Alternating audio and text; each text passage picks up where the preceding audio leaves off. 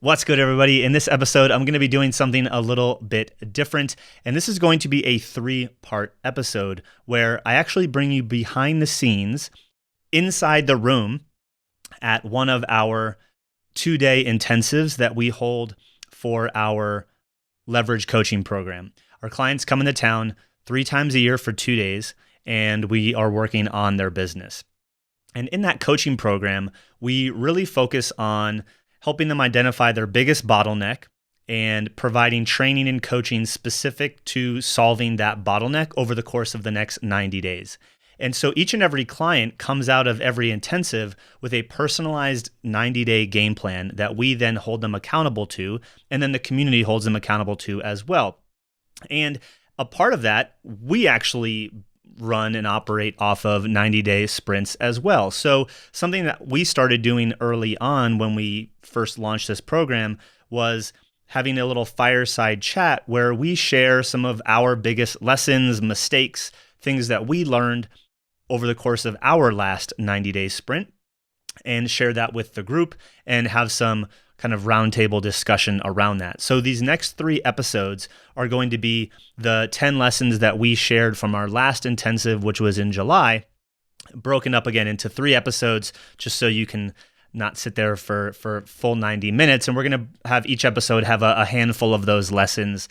And again, these are lessons that we learned in our business over the course of our previous 90-day sprint leading up to the end of the July intensive for our 12-month coaching program clients. So again, a little bit something different here. I hope you enjoy this style of episode. Leave a comment below. Let us know what you think. And if you have questions about the program, if you're kind of liking what you're seeing and you'd like to learn more, then definitely comment below and I'll reach out to you and we can have a conversation. So without further ado, let's jump in. For 3 years, my agency built funnels and automation systems for the biggest names in marketing today. Since then, I've transformed that agency into a hyper-profitable training and consulting business. While everyone is out there talking about scale like it's some sort of destination, we'll be asking the real question. How do you transform your business into a more scalable model using the knowledge, skills, and expertise that you already have? This podcast is here to give you the answer. Join me and follow along as I learn, apply, and share the strategies I'm using to build my multi-million-dollar business. My name is Greg Hickman, and welcome to Scalable. We've kind of distilled our last 90-ish days into, I think, 10 lessons. And so I'm going to share the lesson, and I'm going to share kind of the story / kind of like a high-level thing of what I believe it meant for us and what we learned from it, and then I'm going to throw each and every one back to you guys and feel like, where do you feel like you can improve as it relates to this lesson, or how might this lesson apply to you? So again, it's going to be interactive, and actually with that being said, I should probably activate the catch box. I don't know why I just turned that off. But that's how we're going to do it, right? And we'll see how it goes. I mean, this is literally a byproduct of us asking what would make it better. So please, like I said yesterday, if you have things that you think would enhance this entire experience for you and your team, like, we want to hear about it. So, that being said, the first lesson is to get elite at shipping. So, kind of the background was, I felt busy. I felt like the team was busy. Nothing seemed to really be moving forward. We would talk about planning, strategizing, the training that needs to be done, but like getting caught in the whirlwind and in this like needing to decide on things mode, but like never actually deciding. Yesterday we talked about getting better at making fast decisions, at least at my table we did. I think the kind of the lesson is like, I think there's a common mistake for a lot of us, I mean, ourselves included, like that we trick ourselves into feeling like we're moving forward, like, but I think motion is different than action. And so like motion, like we could keep going, like, oh, we're thinking about what we're going to do, we're making the plan on what we're going to do, we're going to strategize, we're going to document it, but like you never actually just do the thing, right? And so like don't trick yourself into thinking that motion is forward progress, because in many cases it's probably not.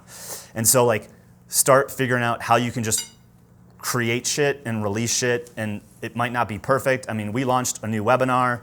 We have ads going to it. Shit's been broken. We've relaunched ads 3 or 4 times since I've launched the first one. Like, but we wouldn't have known any of that if we didn't launch it. Like, we tested it, it worked. People are going through it. It's not. We got to make a move. We got to fix something, right? Like, we would have never known that if we just didn't publish the damn thing, right? So, I guess in our last 90 days, and I think kind of we did a much better job of it in the last 90 days. But looking honestly back, the 180 days prior to that, a lot of like our struggles came from like that motion, but not actually ever taking any action on it that would like put us out into the market and force us to make the next decision, right? It was like, how are we gonna do this? When are we gonna do it? What's it gonna look like when it's done? Like trying to make it perfect, and like the talking about it like tricked me into feeling like, oh yeah, we're getting there, but we never actually did anything. So I want to throw this back to you. Like, where in your business right now do you feel like you just need to start fucking releasing some shit? If that makes sense. Yeah, I don't know if any of you guys follow James Clear. He wrote a book called Atomic Habits.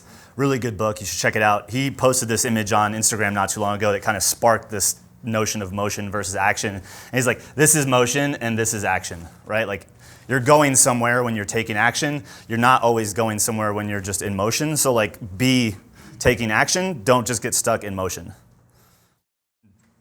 Look, I've spent probably too much money on coaching and consulting, but it'd be easy for me to be like, oh yeah, that 10 grand over there, like that was a waste of my time. But like, even if it didn't get me the result that I wanted, I learned more of what not to do, right? Which is almost often a better lesson, right? It's like, man, like I really thought I wanted that thing, and now I'm in there, and now I realize, shit, I'm not gonna go pursue this for the next 90, 180 days of my life. It's like, I got what I needed from it, and the biggest takeaway was that that's not what I'm gonna do. And like, knowing what you're not gonna do is almost, I'd say arguably even more powerful than knowing what you're gonna do, right? Because you can do tons of stuff. So like picking off the things you don't wanna do and aren't gonna pursue makes choosing the thing that you're gonna pursue a lot easier. So like, this is a message you probably wanna instill into some of your clients too, like starting to reprogram how they think about the investments they're making. Like, some people might spend 15 grand on a funnel with you guys and like not get the result that they were hoping for, but they learned that maybe something within their funnel isn't going to work for them, and that's like they had this fantasy that it was, but now they have data that it's not. Like, that's powerful, right? Because now they can make an educated decision to move on to the next thing, right? So, all right, so the second one was, you will never save your way into wealth. This was the Dave Ramsey one that I was talking about. We had a little brief jam session on Dave Ramsey. But,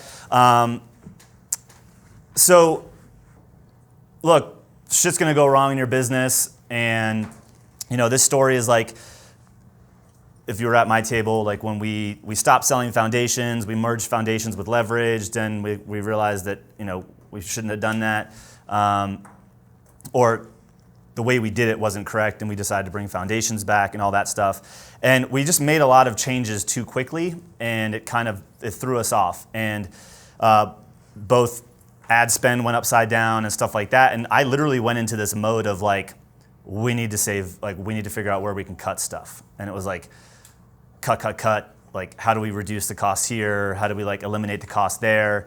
And like, I think you should always be looking for ways to, like, if you're spending money on stuff and not utilizing it, like software, which probably there's many people in this room that have software that you don't even use, that you're still paying for. It's like, I think reviewing that and cutting some of those things, like, yeah, that makes sense. But like, that's not gonna make you a ton more money, right? And like, that's not where you're gonna find your growth. And I think it's very easy to get stuck in the, oh, well, like, I don't need that employee, or I don't need to hire someone for this. Like, I'll just do it, and like, I'll have more for myself sort of mentality.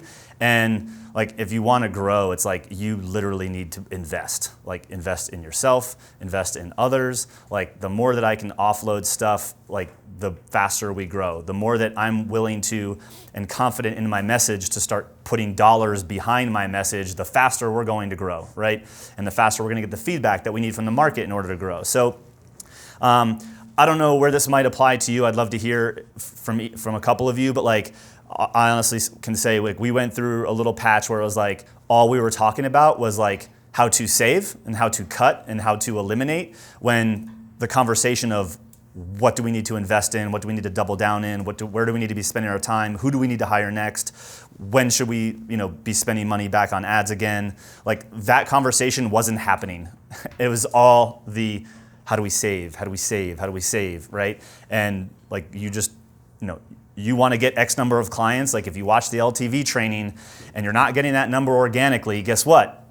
You got to pay to get clients. And like that's an investment. It's not an expense. Like yes, in the beginning you're going to have some, ad spend that is research and figuring out. We're going to talk about that at lunch. But like you investing in ads is an investment into growth, right? And that's literally like we just lost that mindset for a little while, and like once we got it back also is I think a factor for how like when we realized that, it's like, all right, like I started, like my mindset changed. I was like, all right, like I want an office space. Like I want clients coming into our office. Like it like almost unlocked up like the next level. I'm like, I don't know how I'm gonna fucking get this office or how we're gonna pay for it, but guess what we need to figure out now? How do we generate enough revenue to be able to afford to do this thing that is gonna help our clients, right? And like now we're creating strategies on like how can we get to this thing versus like what can we cut? So I can honestly tell you that I definitely have my own stories. I would gather that most of you have your own stories around money that probably are unhealthy. I'm not like, I can't say like I'm a mindset coach to like really power through on that, but like money is a tool, right? Like if you start looking at money as a tool, I was listening to a podcast not too long ago, and one of the things that they said was like, when you think about how much money you want to make, and everyone in this room is at different levels of revenue and paying themselves different things, but like when I get on a sales call and someone's like, I just want to make like 10K a month, that's like all I want to make, like take home. Like in many ways, like I'm like, man, that's selfish as fuck. Like yeah, you can give like your time to other people, but like imagine like the amount of impact you can make like when you could like give away a lot of money like to the causes that are important, right? Like I want to make a lot of money because I can have a bigger impact utilizing that money as a tool to like build people homes, like get people help. Like if all you're trying to do is make enough to survive yourself, like that is selfish, right? Like how can you make enough that you can literally like invest back into your own community, maybe other communities? I don't know what you find to be interesting, but like I don't know, it was just really fascinating. I was like, man, like there definitely have been times where I was super selfish, only thinking about the money that I wanted to make. But like the more money we make, the more that like our team can impact. Like Lisa can go into her community and do more stuff. Same with Megan, et cetera. Like, so I love that. So the next lesson is let failure be a teacher. So kind of the story here, like this is on me, like some of us talked about like managing tasks versus managing outcomes and kind of, and again, you guys can chime in back there, Lisa, Megan, on anything that you want to add to any of these. Like I was delegating a lot of tasks to Megan and really like, it just kept bringing stuff back to me. Like, hey, like I need approval on this, or like I need that, or like, can you review this when you have a chance, or yada, yada, yada. And like, again, this is still something we're working on across the board, but like, that doesn't help us move much faster, and also it just continues to make her more dependent upon me, which like is, again, handcuffs, right? So like be open to the fact that like, all right, like if I let her own this outcome, there's probably a good chance early on that she's gonna fail, right? And like, but that failure is gonna be the best teacher for her to like understand like what's at stake, finally take ownership and responsibility of it, to then like not make the same mistake again. But like if I'm like always watching over to make sure she doesn't make a mistake, then like she's never gonna grow, right? So, and this isn't just like Megan only, like this is all of us. We do this to ourselves. So like as long as you're managing tasks, like for those around you, like you're not getting full utilization of your team. And I think you're preventing them from like actually growing into like their own leader within the company that like will take the, like feel confident to take the things off of your plate, right? Like they come to me now and they're like, I got this, you know? And like, if I'm always like, yeah, you got this, but then I'm like watching over, like, do you have this? Like, are you sure you got this? Like, I just need to let it go. Maybe they won't fail, but like, maybe they'll do it. And I'm like, I didn't like the way you did it that way. Like, let's talk about that. Like, which is, ironing out the process, right? So find ways where like, if you haven't been handing stuff off, like that's the example of how this lesson applies to us. I don't know if you guys have anything to add on that from being Megan on the other side. Yeah, I was just gonna say, I think it was a podcast I listened to from Alex Sharpin, and like Greg was telling us to listen, more podcasts and stuff. And a big one for me was like empowering your team. And so just to go along with Greg, like I was like, I'm not the entrepreneur. Empower your team, because like if your team doesn't feel empowered, like that was hard for me. You know what I mean? Like that's why I kept getting approval. I don't want to get approval. That hinders me as well.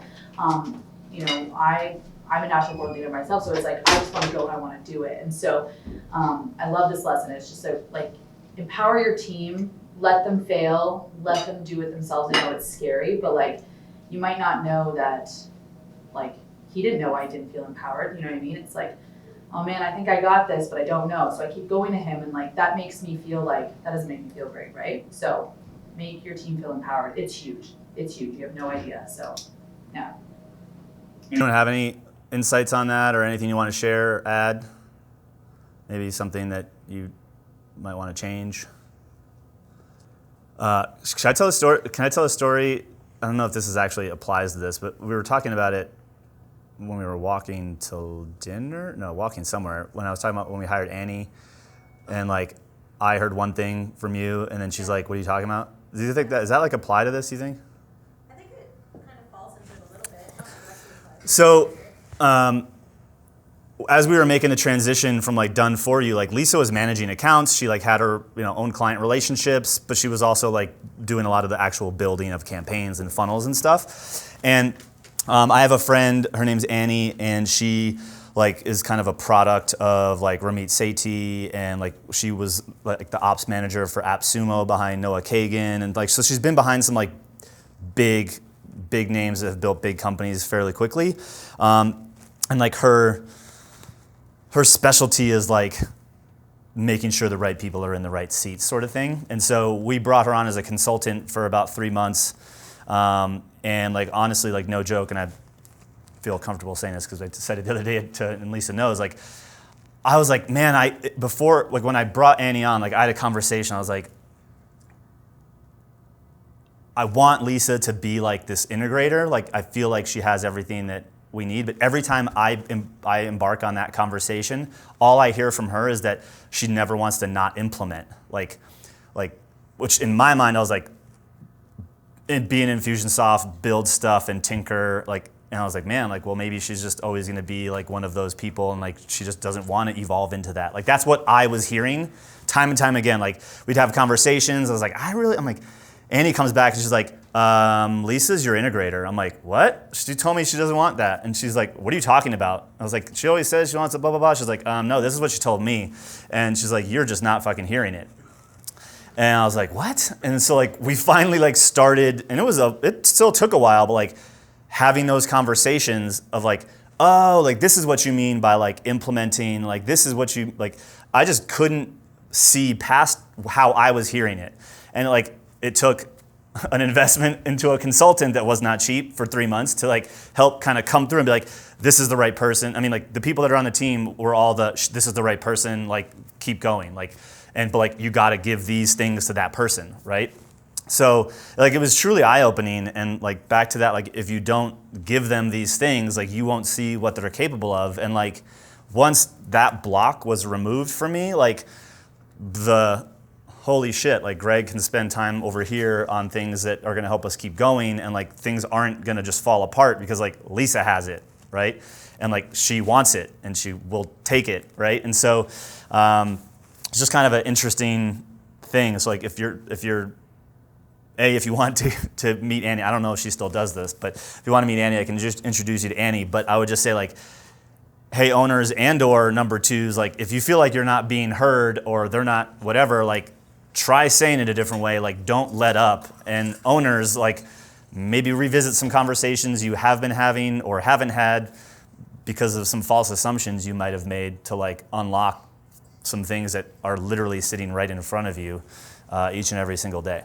If I gave you 5 to 10 new clients, would you or your agency break? If so, your current agency model is broken.